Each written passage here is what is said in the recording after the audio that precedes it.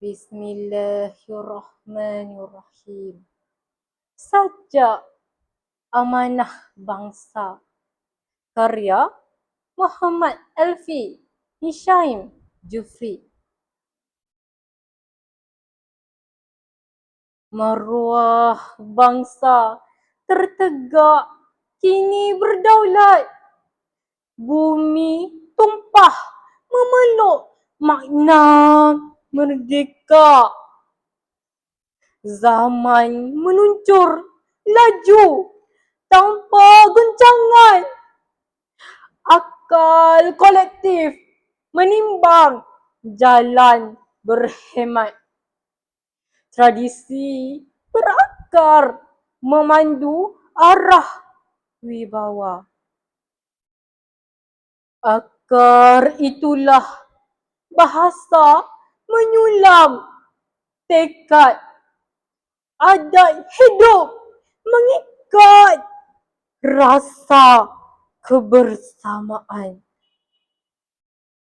Warisan silam menyinari langkah ke depan. Derap sejarah mengiringi perubahan matang. Hikmah budi melahirkan amanah pertautan. Kuasa dipikul dalam ukur kesedaran. Janji awam diuji oleh jati kejujuran. Keangkuhan luruh kepada timbang etika. Martabat terjaga melalui perjuangan jiwa raga.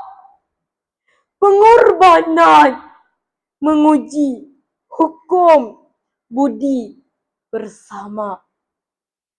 Keadilan tumbuh hasil timbang tara saksama.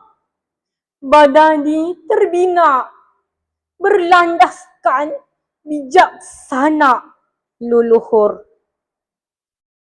Suara tenang menebus teguhan batin. Autoriti terkawal oleh tanggungjawab insani. Tanggungjawab nurani menjalin budaya watan. Warga bersatu memikul nasib seiringan. Perbezaan diraikan dalam bingkai keharmonian. Esok dirangka melalui kesepakatan mapai. Tanah air lestari mempertahankan kedaulatan. Masa hadapan bernaung atas permuafakatan. Sekian, terima kasih.